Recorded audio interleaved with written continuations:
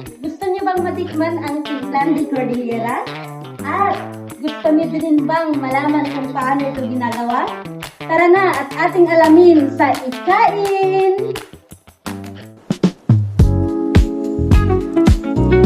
Ang muyo ba? Isla Cordillera? Particular si Benguet. May delicacy na kung aming tawagin ay watwat!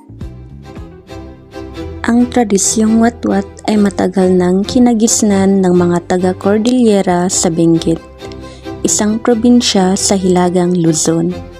Kilala ang Benguet bilang salad bowl ng Pilipinas dahil sa dami ng mga pananim at gulay na galing dito. Dito rin makikita ang mga kaugalian na bumubuo sa pagkakakilanlan ng mga tao. Ang watwat ay ulam na gawa sa baboy na pinakuluan at inihahain ng maramihan. Karaniwan itong inihahanda kapag may pista, kasal, at iba pang mahalagang pagdiriwang.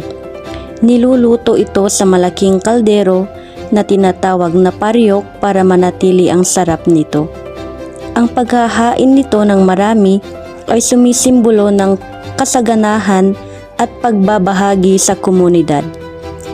Pinapakita ng kaugaliang ito na mahalaga sa mga taga-Cordillera ang pagiging mapagpatuloy, pagkakaisa at paggalang sa mga nakasanayan.